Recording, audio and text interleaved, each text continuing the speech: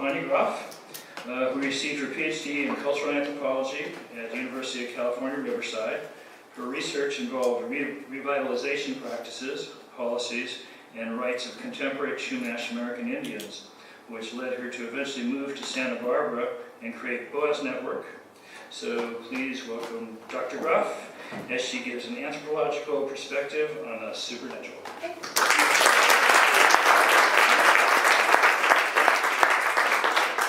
so yes, I am an anthropologist, and what we do is study everything and anything that has to do with humans, both present and past. And that includes archaeology, linguistics, biology, and cultures. And with that, it includes the beliefs, when we're looking at cultures, it includes the beliefs people have in the supernatural and its deeper purpose in society. So we ask certain questions, to get in a little deeper. Does it benefit that society? Does it work to control society? Does it keep some people in power or maintain social cohesion? And this is what anthropology does. It's not trying to explain away supernatural beliefs. We're not saying it's right, it's wrong, it's true, it's false. We're saying it's part of the cultural and human experience. So every culture has claims of the paranormal, from visions, telepathy, apparitions, and miracles. And in all human societies, there's these individuals whose job it is to guide and supplement the spiritual practices of others. Such individuals have claims that they're highly skilled at contacting and influencing supernatural beings, and in some cases manipulating supernatural forces. And just to go back a little bit of our history, anthropologists have not always looked or valued the supernatural views of other cultures. And we go back to Darwin's theory of evolution, which is the theory says that it's a process by which organisms evolve and change over time as a result of their heritable physical and behavioral traits. So by the 1870s, the scientific community as well as the general public had accepted evolution as a fact. And this theory became incorporated by what we call armchair anthropologists during the colonial era. And an armchair anthropologist is one that does not go into the field, does not talk to the people of other cultures, does not do any lab work. They sit back, basically in their armchairs, and they create theories about the rest of the world based on their own views. And one in particular is Lewis Henry Morgan, and he created this theory of unilineal evolution, such that societies could be ordered from the primitive to the civilized, and they passed through certain stages. They started becoming a savage, to barbarism, to then civilized. And imagining this order was how food was procured. The foraging, hunting, gathering societies were deemed the most primitive, and those with agriculture represented the most civilized. Indigenous spirituality, magic, and supernatural beliefs were considered savage, backwards, and primitive, as opposed to the civilized Western religion or rational thinking. And this view is what we call very ethnocentric, with the tendency to view our own culture and values as best. In this case, it's European culture, the colonizers. And it put the Europeans at the top, and all the rest, they're the civilized, and all the rest somewhere down on this evolutionary continuum. And this principle was used to justify the colonization of other regions. And it was used to justify removing indigenous people from their lands, and also to make a labor force. So considering the value of other people's supernatural beliefs was not really on the radar of anthropologists at this time. And rather, the scientific unilineal theories were put forth by zealous missionaries to convert people, which is a much easier method for colonization than it is to conquer by force. And their goal was to abolish the supernatural practices and enforce the colonizers' ethnocentric civilized moral code. And they worked to convince indigenous populations of their innate depravity and barbarism, and thus their need to believe in a savior with the Christian God, which would bring atonement and consequent salvation. And this changes with the father of American anthropology, Franz Boas, who introduces historical particularism, and its approach that's opposite to the unilineal schema, and emphasized that each culture had its own unique history and particular influences. So specific stages don't occur. To understand culture, we must study it individually and on its own terms. And so we strive to be culturally relativistic. So we don't want to judge the behavior of other peoples based on our own cultural standards. So to do that, to really understand another culture, we do long-term, in-depth field work. We immerse ourselves in other cultures, their languages, their political systems, their religious belief systems. And then we write ethnographies, which is descriptive work produced from such research. And so now during the last quarter of the 20th century, new ethnographic research and theories has led to this revival and this interest of magic and folklore and witchcraft and shamans. And particularly in trying to unveil and learn from from traditional knowledge. We see that there's value in that, especially knowledge that's been passed down from generation to generation for hundreds of years. And there are debates in anthropology on whether to use the term paranormal or supernatural, because it's imposing our Western distinction between the natural and supernatural when addressing people's beliefs. So for example, the Azande people of Sudan, they're an ethnic group in the Democratic Republic of the Congo. For them, witchcraft, or what they call mangu, is believed to be this inherited substance in the body, which has power to perform bad magic on one's enemies. And it's believed to be an innate psychic power capable of harm, and it's basically used to explain misfortunes. So whereas we would say it's bad luck or it's bad karma, they say no, it's coming actually from this innate psychic power. And British anthropologist E.E. Evans Pritchard noted that for the Azande, magic and witchcraft formed a logical and coherent belief system, providing them with explanations for unfortunate events such as sickness and death. There were forces outside them making this happen, and therefore, witchcraft to them is an ordinary and not an extraordinary thing. It is a normal and not abnormal or paranormal thing. Although I like the show Supernatural, but so what we say is that, okay, these distinctions, they're culturally constructed, and they're no way universal. What we would classify as supernatural or paranormal are not necessarily the same for other cultures, and they don't receive that the same way. So, before going into some more ethnographic examples of supernatural practices, I wanted to present some of the earliest archaeological evidence of what can be considered spiritual or religious or supernatural practices. And I say what can be considered is because we don't have a time machine to go back thousands of years ago and interview the people. We infer based on the physical evidence present. So anytime you read a book that says the people did this then, and it's talking about 1,000 years ago, you say, well, just careful that we infer, we suggest based on what we know now. So the first is intentional burial, particularly with grave goods, such as tools and weapons and shells, which signifies concern for the dead that transcends daily life. And the earliest undisputed human burials date back around 1,000 years ago, found in a cave in Israel. And the remains were stained with red ochre. And there was also a variety of grave goods present, including the mandible of a wild boar and the arms of one of the skeletons.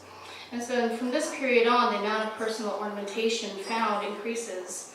In the picture on the right there is this is a 24,000-year-old skull cap made from hundreds of snail shells found in Italy. And we also see various ways of burying the dead, from maybe they're placing it to the east or to the west. And so again, when we don't actually know the actual link of the burials to spiritual ritual, it is evident that people burying the bodies had the intention to do so. So we just have to be careful not to project our present customs onto the past. And it's really interesting, this is a burial of a Neanderthal, and a lot of the Neanderthal burials are dated actually earlier than what we're seeing of human burials.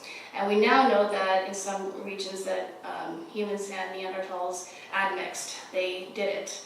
Right, we know what I'm talking about on that.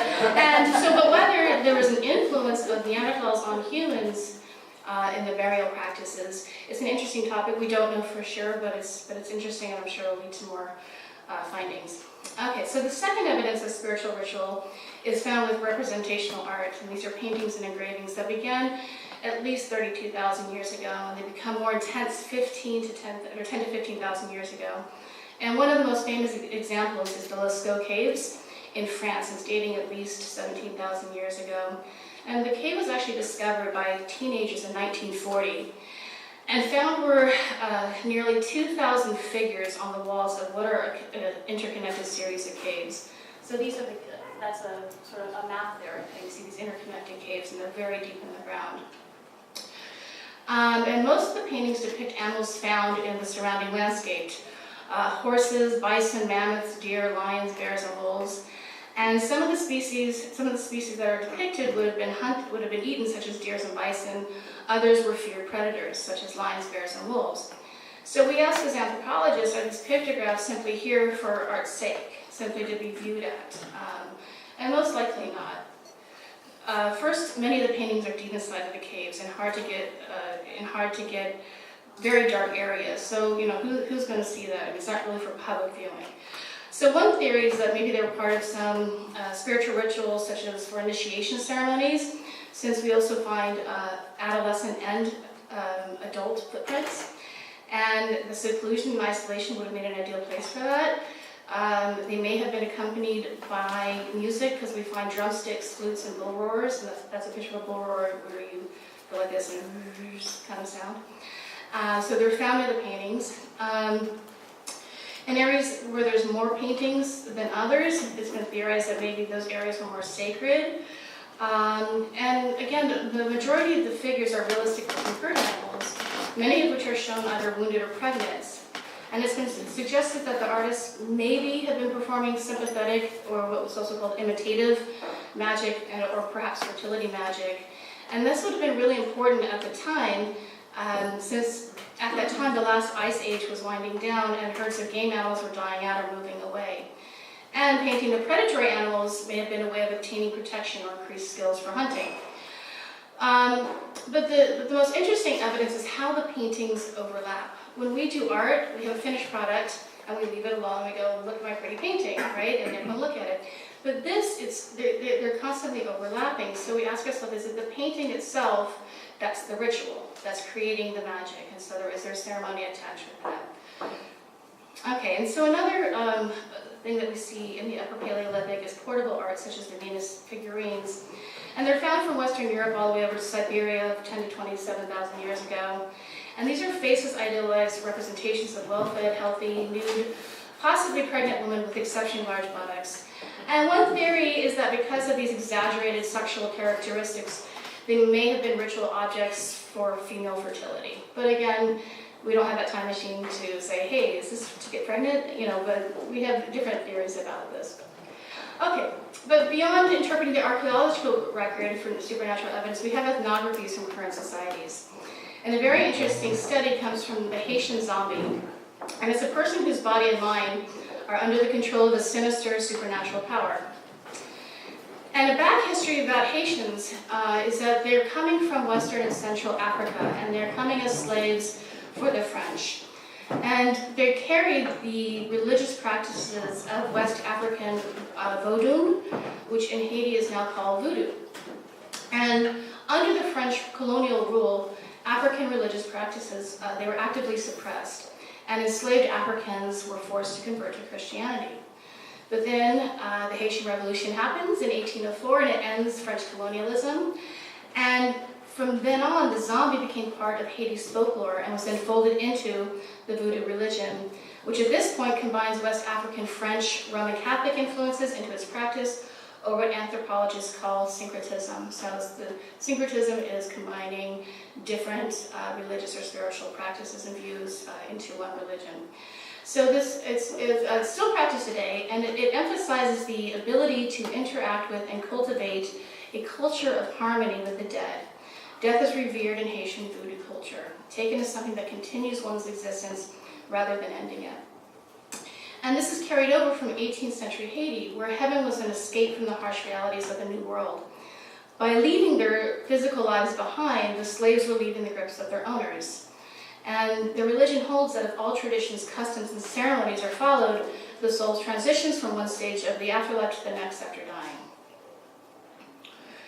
If it's not done in the correct fashion, the soul becomes susceptible to the whims of a traditional priest known as a Bokor, who can, through magic, spells, and potions, create zombies, or reanimated corpses. Now, to make a zombie, a Bokor poisons the victim, causing that person to apparently die. After the person's burial, the Bokor digs up that person, revives him or her, and then keeps the person in a drugged state to do their bidding for things such as slave labor, attacking enemies, or carrying out dark magic and curses. A Bokor can also do perform good things like helping lost souls find their way to the afterlife. Now, and accounts of real-life zombies have been verified with reports in which a person long thought dead returns to society after years in captivity as a zombie slave. So in the early 1980s, anthropologist and botanist Wade Davis, the middle picture there, he became famous for immersing himself into Haitian culture to see how to create a zombie. And he witnessed the preparation of zombie poison, which included, near lethal doses of pufferfish, which is fugu, if anyone's had the poisonous fish. If it's not prepared correctly, it can kill you. Datura, or ginseng weed, which is a plant that's also found here locally. Don't pick it up and eat it to trip. Don't. Okay. And other very powerful neurotoxins. And so the signs of the poisoning are loss of motor control and paralysis of the body. Blood pressure and body temperature both drop, and the nervous system functions decline to the point where there is no longer a discernible pulse.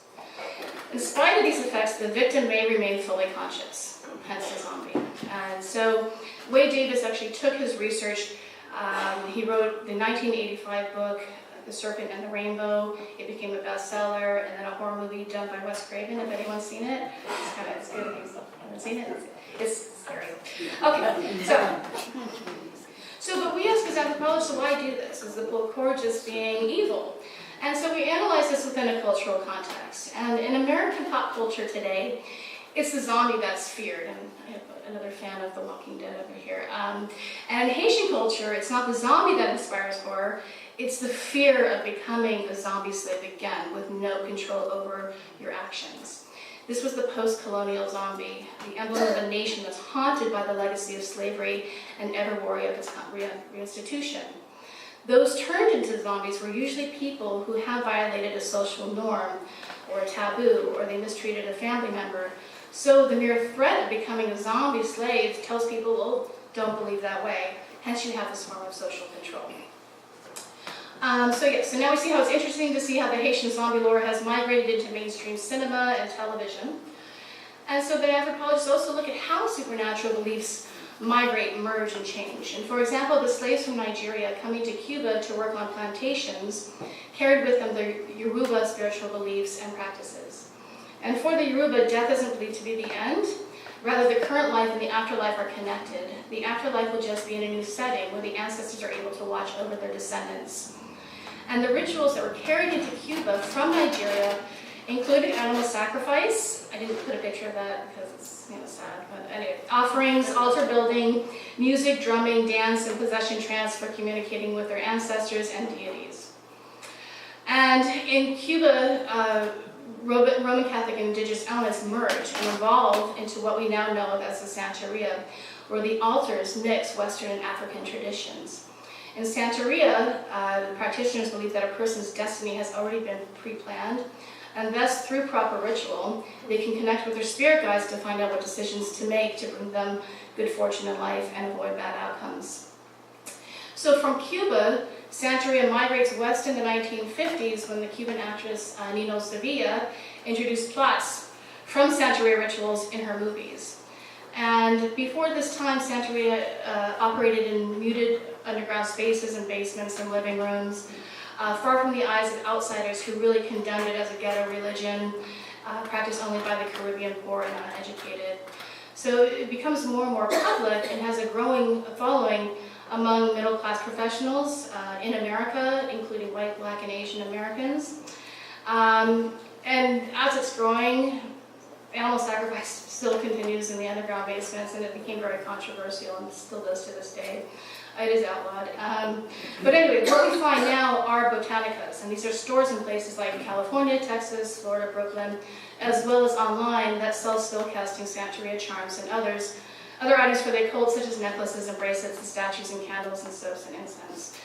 So when I was a PhD student learning about Santeria, I did my proper field work by visiting a Botanica in Los Angeles, and I spoke to some of the customers about the practice. And one mentioned how if a Santeria spell does not work, it's because you did the spell wrong, you did the ritual wrong. So it kind of struck me that it's not unlike the faith healers where if after they say, hey, you're healed and Christ compels you, and you don't heal, they say, well, you didn't have enough faith, or right, or you didn't pray enough. So, anyways, but doing field work, and I was a starving student at this time. I bought a candle for money luck, and I did the spell according to its instructions. And then I bought a lottery ticket, and I won $10.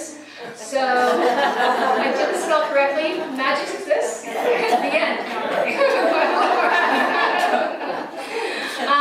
So to the dark side of the supernatural, we look to human sacrifice rituals as it relates to power hierarchy and societal control.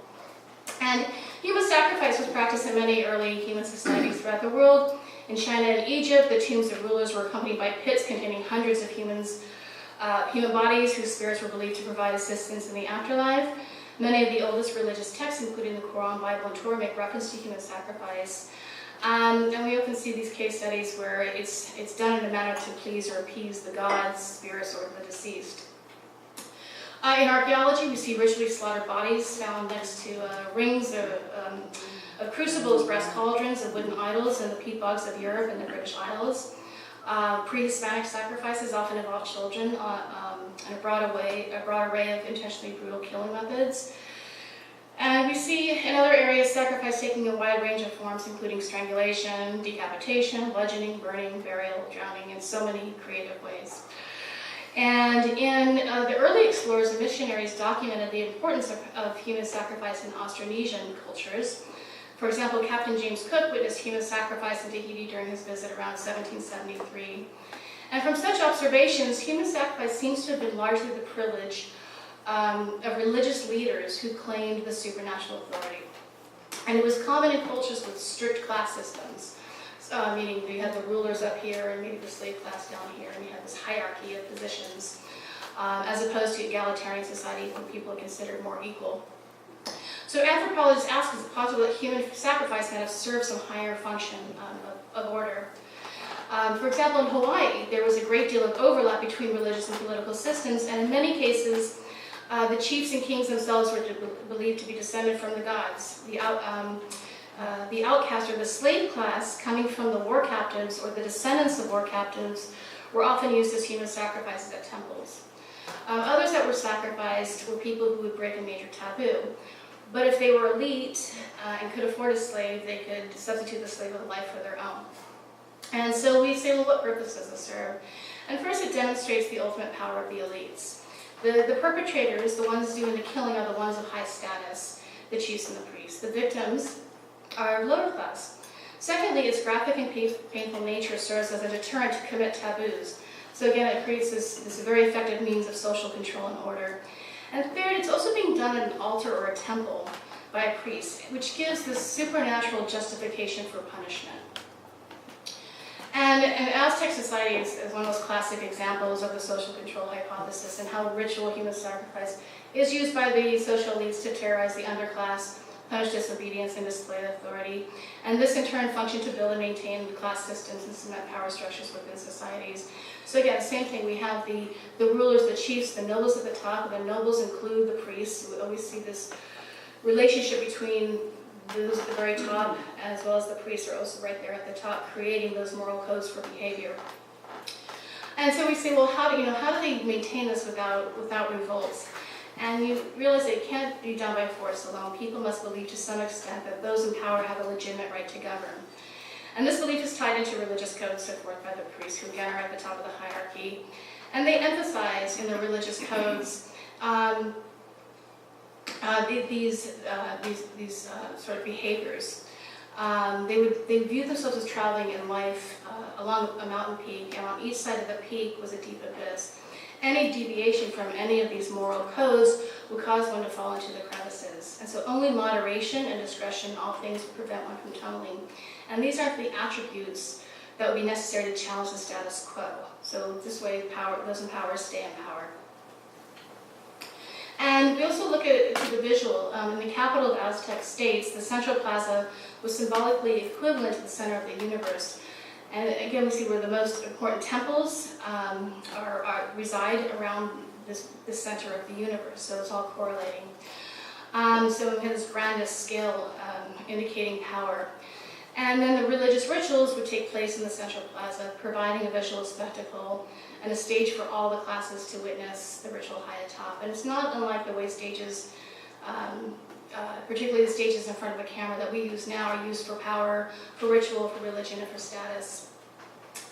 So from stratified societies to small-scale, less hierarchical societies, we see shamanism, which was first recognized by Western observers working among traditional herding societies in Central and Northern Asia. And the word comes from the Tungus-speaking people of Siberia from the word saman, meaning one who is excited, moved, or raised, and refers to individuals who, while in a trance state, visit the realm of mystical beings, souls or spirits, and communicate with them, and in the process gain mystical powers such as divination, bewitching, and healing.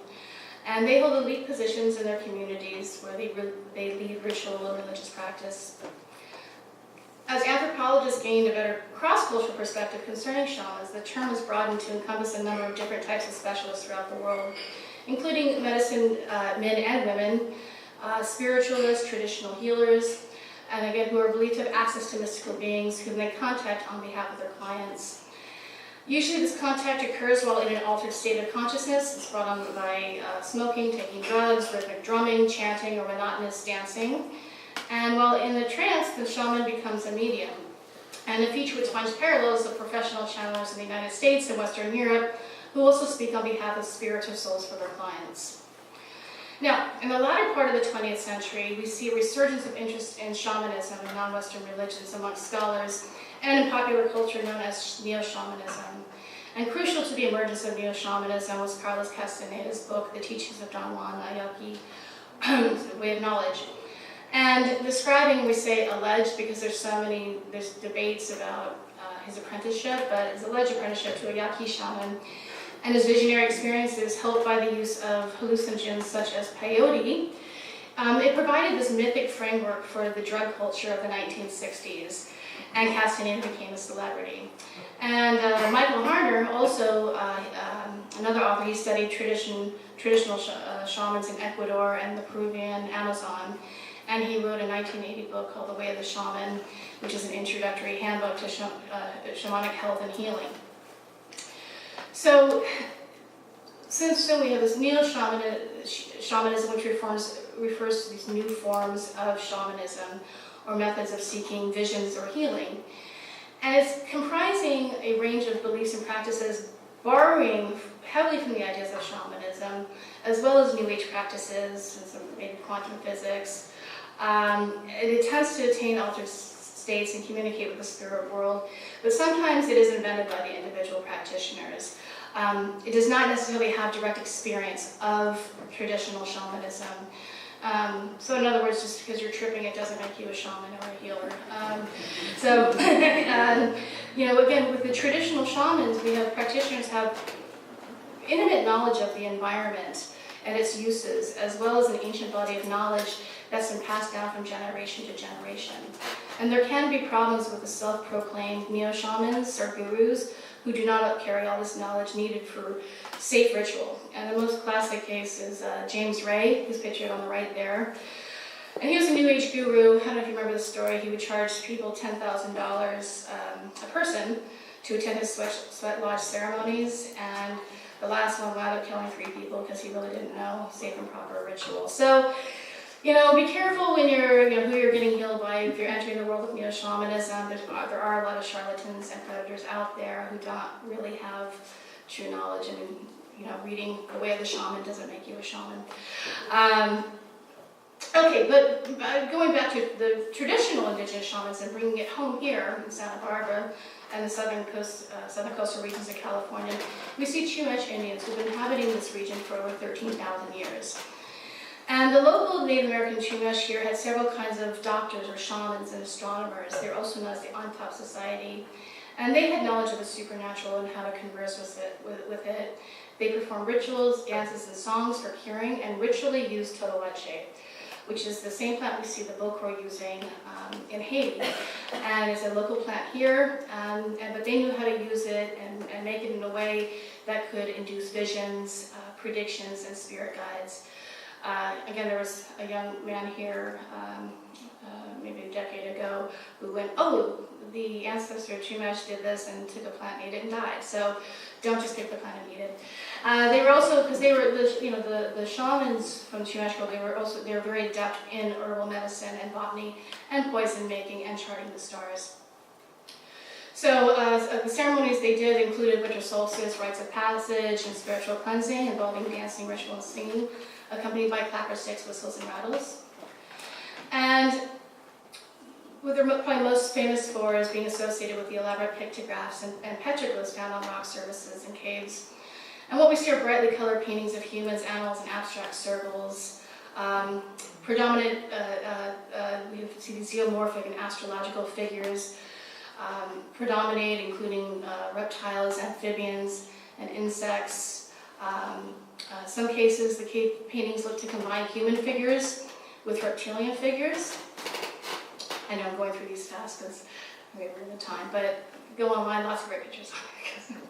And most are probably less than about 1,000 years old, and some are relatively recent. A painted cave, the complex designs were painted at different times, just like we see it with snow. So it's, again, it's maybe this ritual of painting one at a time, because it's not all done at one time. And some experts have dated the pigment samples and the result on one area of them, and the results are consistent with one theory that the figure represents a solar eclipse that occurred on November 24th, 1677. We also see things in suns, stars, and pinwheel-like images.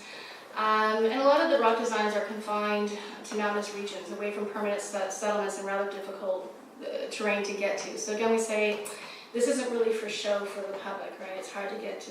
There's something more ritual here.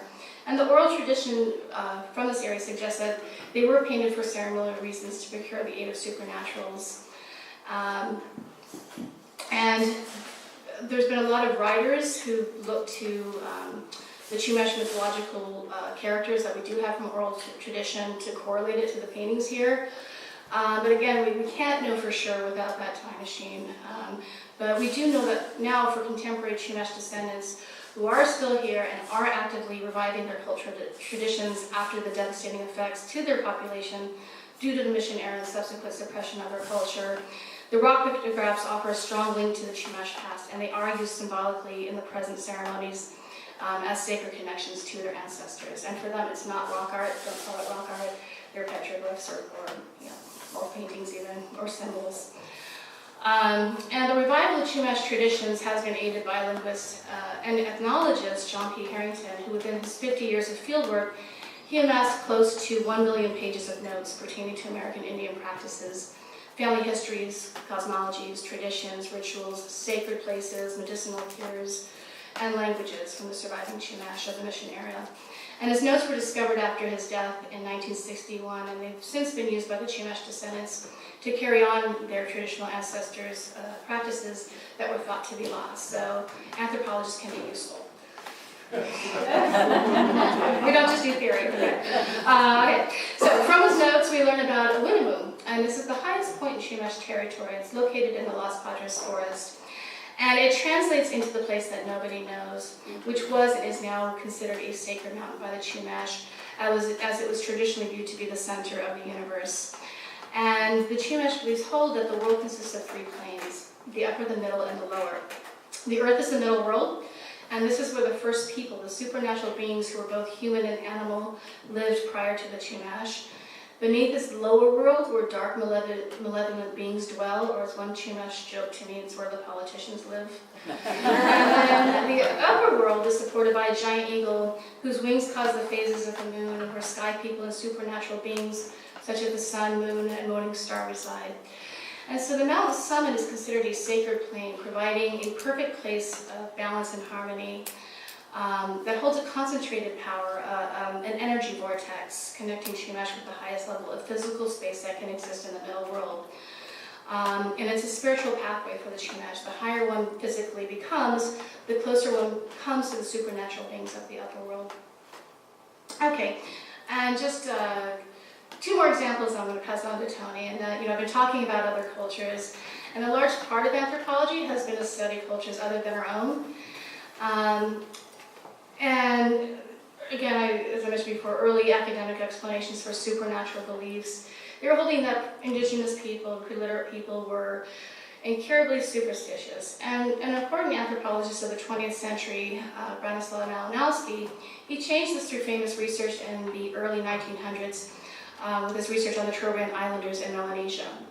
And he argued that there were no societies without magic, religion, belief in the supernatural, nor some scientific knowledge. And he wrote that science of indigenous cultures consists of a body of traditional knowledge that provides a working understanding of the natural world, and it can be put to practical uses such as herbal medicine. And the significance of magical beliefs and practices can be explained by their social and psychological utility. So for the Trobriand Islanders, magic coordinated actions for which controls were lacking. So for example, magical rites were used to ensure safety and good results in open sea fishing, which was full of danger and uncertainty. The more danger, the more magic. But no magic was required but in lagoon fishing, where it was safer. The islanders could completely rely on their own knowledge and skill. They would clear plots just with through practical procedure, but they fumigated and cleared the ground by magical ceremony to prevent blight and pests and insects. And we see in other societies how magic flourishes in dangerous enterprises such as hunting and fishing, warfare, disease, love, rain, and weather. And so the theory runs that supernatural ritual offers an emotional response to frustrating situations, when technical knowledge cannot provide adequate control. When people are forsaken by scientific knowledge, we deploy magic to gain confidence, poise, hope, and optimism.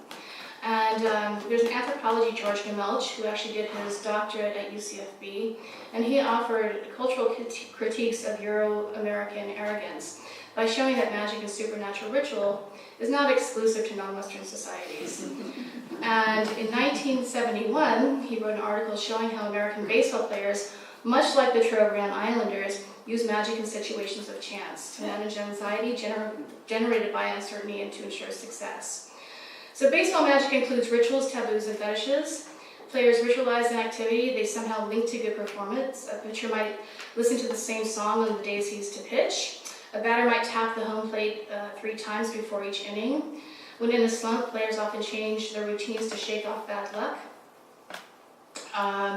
The breaking of certain taboos, such as stepping on a foul line or watching movies or shaving on game days, are believed to generate undesirable outcomes. The fetishes that are somehow imagined to embody luck include coins, crucifixes, items of clothing, or certain numbers. And younger players might use the number of a former star wishing to achieve the same success. And then he also found that what he called baseball magic was more common in activities such as pitching and hitting than in fielding, which, like the Trobriand open sea fishing, which was dangerous, it holds more risk for the one to be at the bat or the one to be pitching. So, and his point was that it doesn't make a pitch travel faster or bat a ball find the gaps between fielders, but it gives the players the notion that they're in control of their destiny, which gives them confidence to play their best. So we're no different from all these other societies when we're looking at their supernatural beliefs. We do the same thing. And then one last example is looking at applied anthropology, and this is how anthropology can be used to find solutions to societal problems. And I had a professor who was doing field work among traditional healers, priests, and shamans in Africa, and he was doing this during the time when the AIDS epidemic was spreading like crazy. And the healers there are believed to be the conduits of communication between the stricken on earth and the spirits of the ancestors. So again, they hold that spiritual authority. And in the place that he was visiting, working with, they were still doing practices such as medicinal bloodletting, sucking blood from the patient's body as part of disease management, Blood-brotherhood, which is it bonds 2 people in a ritual act where they drink each other's blood. They were also sharing instruments, such as instruments used for ritual scarification, group circumcision, and genital tattooing, and I couldn't find a picture of that.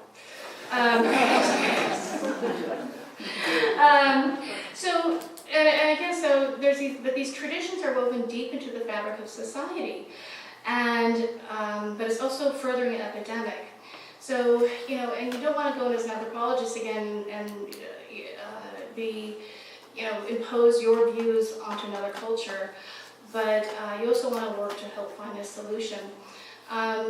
So this one professor, he worked with the traditional healers there, and they were understanding the epidemic and where it was coming from. But they're like, but how do we change tradition? How to do this? And the solution was to go to their people, say, I've had a vision. The ancestors have come down to me. They've said we no longer need to do this type of ritual, and they want to move us in a new direction. So we see how supernatural beliefs can change according to what the culture and the population needs at that time to survive. So I will leave it there. And I will introduce Tony Morris.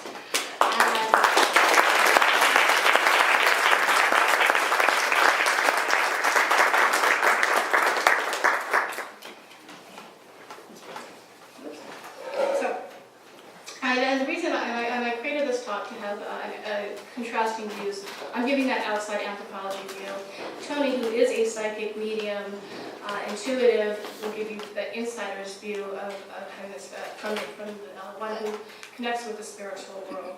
So Tony, after his 27 career in corporate communications, he held management posts with Fortune 500 firms like MCI Telecommunications, Coca-Cola, and Brown Forman. And after that, he had a major spiritual awakening and discovered he had special intuitive gifts. And since this awakening, he's committed to helping others achieve their own missions in life.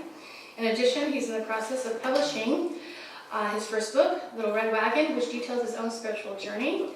And I met Tony because I had a reading with him, and it was awesome, and things came true. So this world exists. I say it over and over again, and we formed a relationship since then. So please welcome Tony Morris.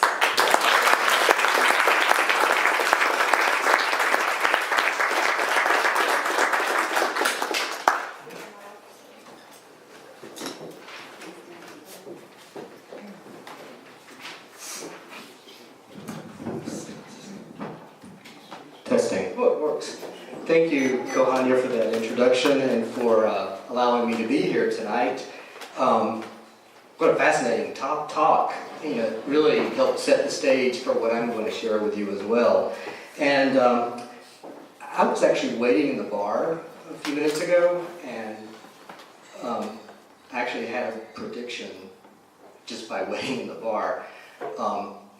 After the end of this talk, I will have a martini. So that's a strong prediction. Okay. Some of you may be wondering, where is he going with this? Where is he going with this, the Little Red Wagon? But maybe the real question should be, where are you going with this? Where are you going with your Little Red Wagon? And I'll talk to you about that a little bit more a little later. One of the first questions that I've always been asked since I've been doing this type of work is, how did you get involved in this new thought movement, or this new thought area of work? And I stopped for a moment and I was like, well, it's not really new thought. This is ancient wisdoms. And you did such an incredible job of illustrating, just how many years, how many eons this type of work has been taking place on a number of different levels. And I'll just add a couple more, just so you know, this is not just something that has just been whipped up since the 1960s during the free love movement. For example, seers, not Sears and Roebuck, but seers. That's derived from Hindi, and they reference back as far as the late 14th century. And they were considered one to whom divine revelations are made. Yoga, probably some of you in the audience practice yoga, mind, body, and spirit. I actually have a yoga mat in the trunk of my car. It hasn't been out in a while, but it's there. And but yet I've had spiritual experiences whenever I've practiced yoga. Yoga originated in India more than 5,000 years ago. How many of you are familiar with tarot, the tarot cards? Again, that's just not something that was whipped up, in the 60s or 50s. They've originated from the late 18th century, but some believe that they have connections as far back as ancient Egypt. Reiki, which is energy work, dates to early 1920s, Japanese Buddhist. So we're covering a lot of ground around the world here, not just in one particular aspect of the world. And then, of course, the word metaphysics. Metaphysics, beyond the physical, dates back to the days of Aristotle, when Andronicus of Rhodes incorporated it into his study. And of course, medieval philosophers, yeah, can talk, referred to metaphysics as the science of the supersensible. But getting back to the question, how did I get started in New Thought, or what I would now call ancient wisdoms? Kohania said that I spent 27 years in corporate America, and I loved every minute of it. I got to work for some great companies, did some great work, great experiences. But when I turned 40, I'm going to bring the room down for a moment. When I turned 40, 15 years ago, I didn't handle it quite well. Had a great job, great house in Atlanta, great partner at the time, and I thought, there's something else I'm supposed to do. What is it? It was driving me nuts. So there's something else I'm supposed to do. So some time went by, I changed careers, moved to Louisville, Kentucky, and I thought, oh, it's all settled. Everything's okay. A year later, what am I supposed to do? There's something else I'm supposed to do.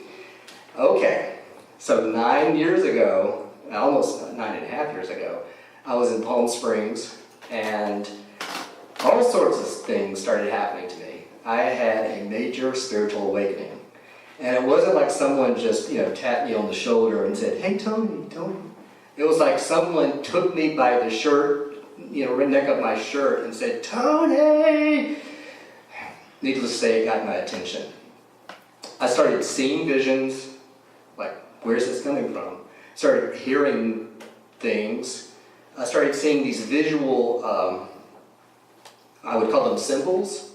Like, for example, I would be sitting in bed and I was shown a duck, walking, and then sits in a chair. And I'm like, sitting duck? I was like, that's it.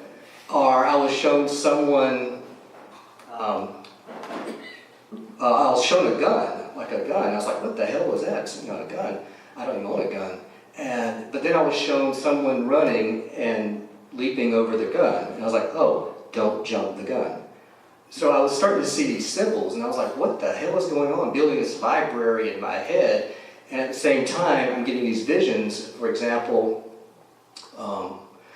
I saw a vision of one of my best friends. Her father had cut his finger, so I called my best friend. I said, did your father cut his finger? She goes, oh my God, yes, we had to take him to the emergency room. He had to get stitches.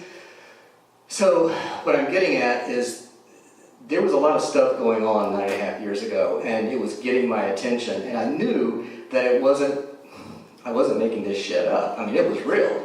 And it was so intense that I knew that there would come a point one day, either I would do something with this, or I would just say, sorry, you got the wrong guy.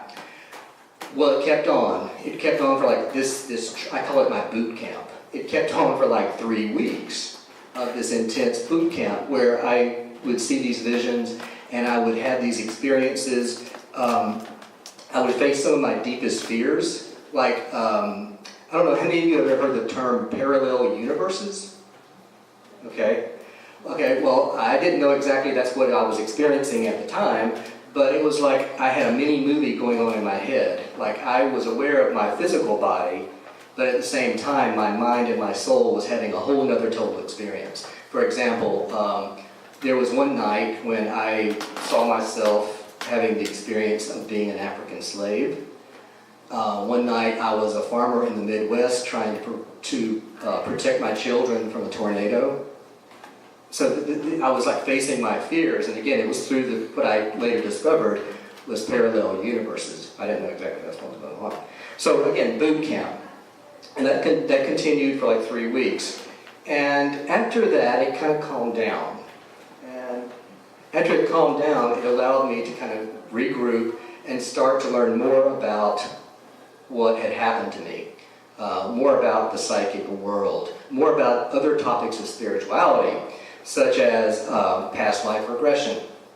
I know Peter writes here, he's a certified hypnotherapist, and finding out, why am I connected to certain things in this life? Well, when I had my past life regression, I got some answers, including my fascination with Easter Island, and that's a whole other topic there. I've been there, and all kind of crazy, wonderful things happened during that trip, from start to finish. But it also gave me the opportunity to basically get ready for a new career. So I started reading a lot of books. I went to see some of the noted experts in the field of spirituality and psychic phenomenon, like James von Prague, John Edward, John Holland. Not that I was trying to mimic them, that's not what I was trying to do. I was trying to learn more about what was going on with me, because I knew that I would have a job to do one day in my own way.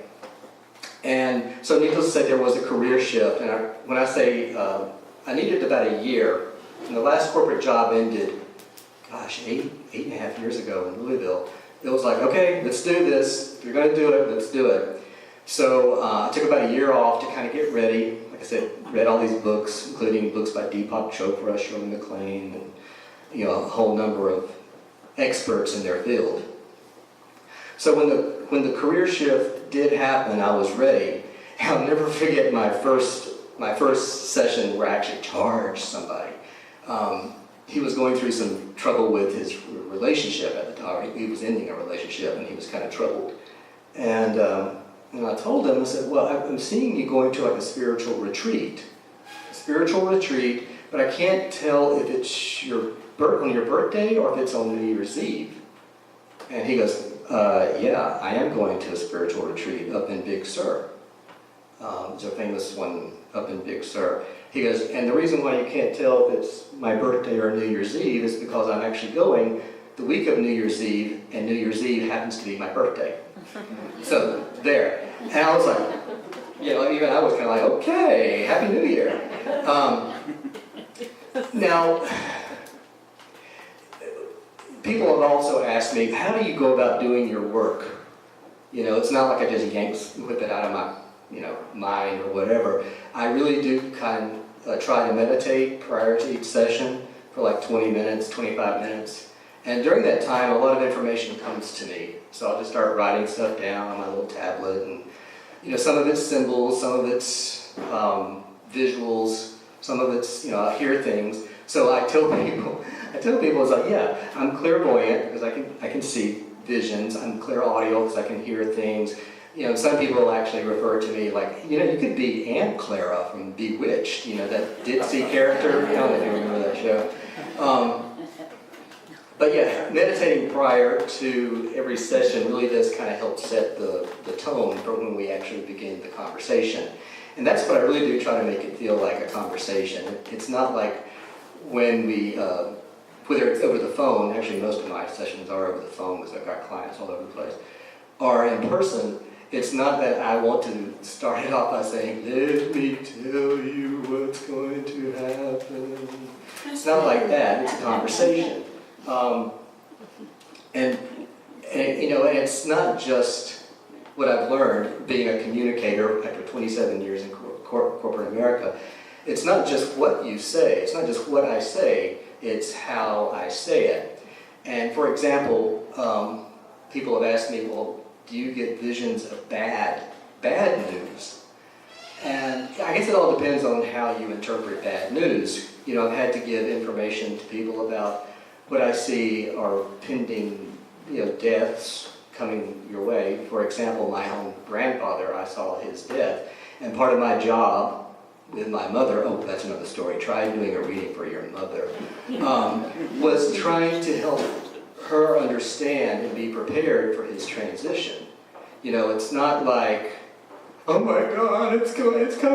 It's like, if there's things you want to say, it's time to have closure because he's getting ready. He knows it's his time, but he knows it's not my grandmother's time. She was still alive. When I say, it's not just what I say, it's how you say it. How many of you saw that movie Ghost? Where Whoopi Goldberg's character goes, my girl, you in danger. It'd be sort of like that.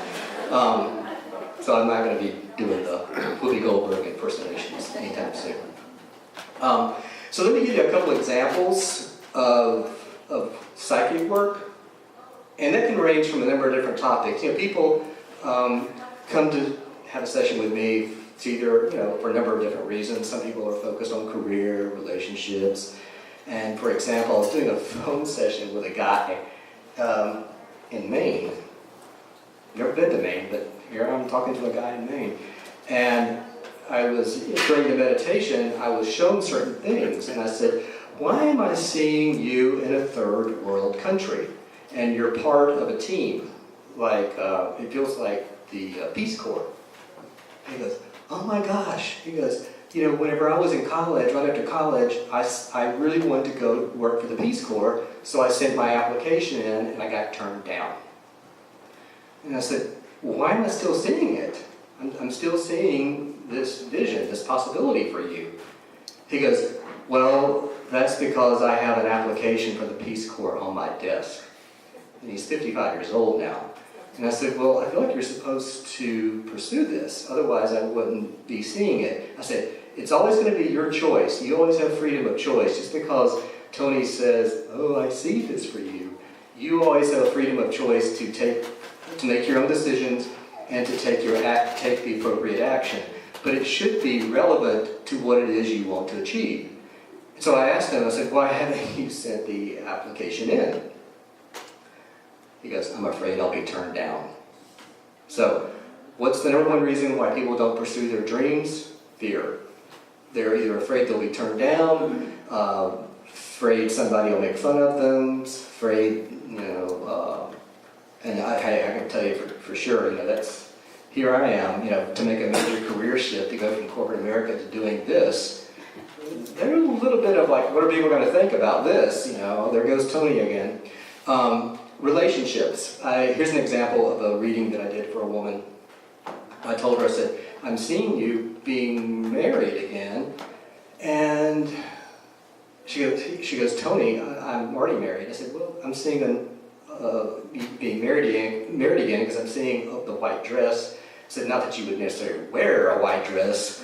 She goes, because I've been married 3 times. But I'm seeing, you know, that's symbolic, a white wedding dress. You know, you wouldn't necessarily wear one. But, I said, but I'm also seeing you with 3 little babies. She goes, Tony, I've got a 24-year-old son. Why would I have 3 little babies with me? Like, well, that's kind of what I'm seeing. And I'm seeing an officer and a gentleman, like Richard Gere, you know, that officer where he throws you up over his shoulders like a bag of potatoes. And she goes, well, my current husband kind of looks like Richard Gere. I said, no. I said, this is officer and a gentleman. So anyway, then I proceeded to tell her a couple things about her current husband that she may need to know. And it's not like go around like peeping in people's windows and trying to, you know, find out that kind of stuff. And I never tell people stuff that's going to embarrass them or put them ill at ease. That's not how it works. Anyway, long story short, her current husband did end up doing some things that were not appropriate. We'll just leave it at that. And she divorced his ass and met this new guy who happened to be a Marine, officer and a gentleman. They got married. He wanted to start a new family. So they go and get 2 women to do the artificial carrying of the babies. And they now have 3 little boys, little baby boys. They're now 2 years old. So again, it's not that Tony said, you're going to marry that guy and you're going to go off and, it's like, no, they were active participants in whatever I was seeing. So I love that story, and she's very happy now. 3 little baby boys running around. So let me switch gears to medium work. Psychic work is when I can perceive things coming your way. And by the way, I should tell you, I also get visions for myself. That's always fun. And I'll give you a really fun one, real quick one. I woke up in bed one in the middle of the night. That's when sometimes they love coming to me with information at 3 o'clock in the morning. That's why I keep a tablet on my nightstand. And I was shown the Wheel of Fortune wheel. And how many of you've seen the show, right? You know, buy a vowel and all that stuff. And I thought, why am I seeing the Wheel of Fortune wheel? I haven't seen that show in like 27 years, but it was my grandparents' favorite show. Why am I seeing that show? Anyway, through a whole series of things that happened, 9 months later, I was on Wheel of Fortune. Yeah, and it wasn't that I was supposed to go on Wheel of Fortune and, you know, win a trip to Aruba or win a Kia car. Get this, 5 years ago, God, it's 5 years ago this month. 5 years ago this month, I was supposed to go on Wheel of Fortune and be quite comfortable telling a nationwide audience that I was a big old psychic medium. And because everybody in my hometown of Enterprise, Alabama was going to be watching the show that night. And so it was kind of a fun way for me to come out, if you will. Yeah. There you go. So I was getting back to the medium work.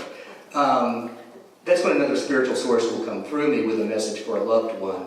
And I'll give you a couple examples. I was doing a session with a guy, and he was sitting across from me, and I said, "Your father's here." I said, "He's passed on." He goes, "Yes." I said, "Recently?" He goes, "Yes, like 3 months ago." I said, "You two are very close. I mean, he was like your best friend." He goes, "Yes." I said, "And you still talk to him every day?" He goes, "Yes, I always talk to Dad." And, well, he listens, he hears you. He goes, "Yeah, I know he does." So they had a very strong bond. And I said, "This is interesting." I said, "Why is your father showing me himself dressed like my spiritual guide? He looks like Merlin, you know, with the white cape and the beard." I said, "Why would he be looking like Merlin?" He goes, "My father's name was Merlin." Now here's the crazy thing. My spiritual guide's name isn't even Merlin, it's Andrew. But when he comes to me, he's dressed like Merlin. So I didn't say, "Why is your dad dressed like Andrew?" Right? So there's a little bit of, so anyway, it was a nice validation that he knows his father's spirit is truly around him. Another example would be pets. That's right, pets. I did a session for a lady in Portland, Oregon, and I said,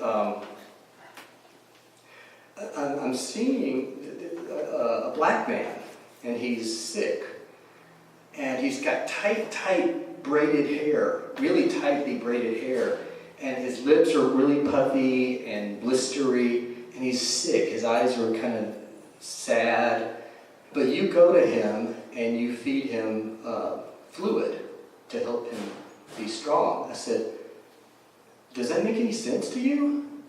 And she goes, "Yes, you just described my horse." And I said, "Your horse?" I said, then all of a sudden I heard, I said, "Do you see your horse as a human, in human form, or do you consider him a human being versus, oh, he's just an animal?" She goes, "Yes, I always thought of him as a human. That's how I talk to him, that's how I, you know." And I said, "Well, that's why I'm seeing him in this human form," because her horse was a, I don't know the exact name of the horse, but it was a show horse that had that tightly braided hair. And she said, yes, he had been sick, and the medication was making his lips all puffy and blistery, so he couldn't eat. So she would go to him and feed him with a syringe with liquid nutrients. And so basically the spirit was coming through to thank her for helping take care of him and heal him. So those are just some examples of psychic work and mediumship work. So now let's get to the little red wagon, right? What's with that? What I would ask that you do is, take a few moments, take some time, and ask yourself, how can intuition, spirituality work for me? How can it benefit me?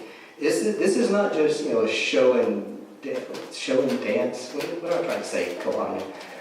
Song and dance. This is not just a song and dance. Show and dance. Lord, I've been up here too long. Where's that martini? No.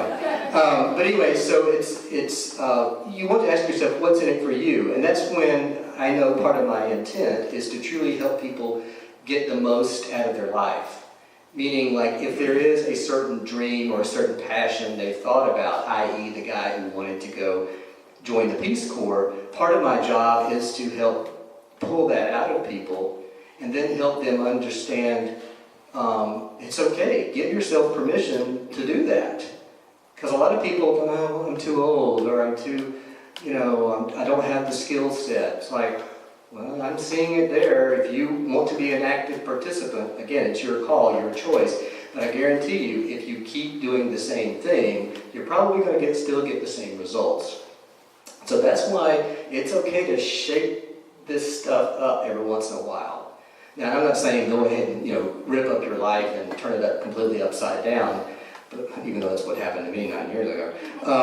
But you kind of understand that, okay, I've been wanting to do that. If I'm ever going to do it, this would be a good time. And so another thing that I do help with people, again, the Little Red Wagon, is help them understand what some next steps would be. Now, again, look at the Little Red Wagon. How many of you growing up actually had a Little Red Wagon when you were a kid, right? Probably our first toy. It's a metaphor for life. You put your dreams, you put your aspirations, you put what you want to experience in life, and you pull that Little Red Wagon with you throughout life. Now, what happens when we become adults? Well, I can speak for myself. The wheels came off, literally, or I got rusty, or I even forgot where I put it. But it's always there, and it's up to us to try to find that Little Red Wagon, embrace it, even if it means rediscovering those passions, those gifts that you want to pursue. They're still there, and it's just up to us to go for it. I think, Kalanda, you mentioned I've written a book that I'm in the process of trying to get published, i.e. meaning I have an agent. So just trying to wait for the right deal to come through. But there's something extra psychic even about the Little Red Wagon for me. And I'm going to end with my talk with sharing with you exactly what that is, what that story was. Shortly after I discovered my psychic gift, and I do believe it's a gift, just like how some people can sing really well, it's a gift, but it's my choice of what to do with it. Just like if someone's got a good singing voice, it's their choice what to do with it or not. And so I made my choice. But what happened was 9.5 years ago, I was living in Louisville, Kentucky, and I had to fly home to Alabama for a funeral. My former next-door neighbor mother had passed away. So the night before, I woke up in bed, again around 3 o'clock, and I saw a vision of a little red wagon, a little boy pulling a little red wagon. It wasn't even in color. It was kind of a charcoal, sketchy looking drawing, but it was a little boy pulling a little red wagon. And I thought, why am I seeing a little red wagon? So I fly home to Alabama the next day. My mother picks me up at the airport, and the funeral just happened to coincide near about my birthday. And she goes, reach back in the back seat and get your birthday present, because I don't know if you'll have a chance to open it any other time. So I reached back, put it in my lap, she's driving the car, and I opened up the envelope for the birthday card, and on the front of the birthday card is a little boy pulling a little red wagon. And I told her, I said, I saw this last night. And I thought my mother was going to run off the road. She goes, what? And then she goes, now, do you know what's in that box? And I was like, no, I don't know. She goes, so it was kind of funny. But it wasn't until I was halfway through writing the very first draft of my book that I was like, oh my gosh, that's the title of my book. This metaphor, this little red wagon, will help people make their own connections to their own relationship with spirituality. Because we've all got a certain level of intuition within us. How many of you have walked into a room and you felt like you've been there before? Or you've met someone and you're like, I feel like I've known you all my life, right? Or you have those gut feelings like, that doesn't feel right, or that feels like I should be doing it. Pay attention. That's just not your stomach telling you you're hungry. It's actually legitimate spiritual connections that are trying to take place. And so in conclusion, don't forget to find your little red wagon, polish it up, and know it's always there. Thank you so much.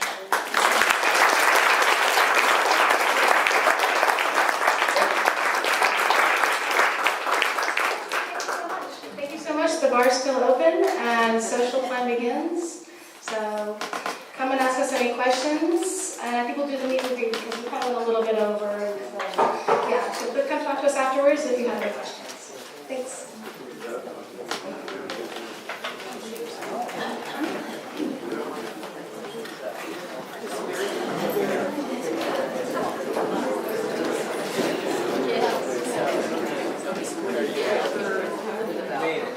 I did my the last 6 hours. You're thinking about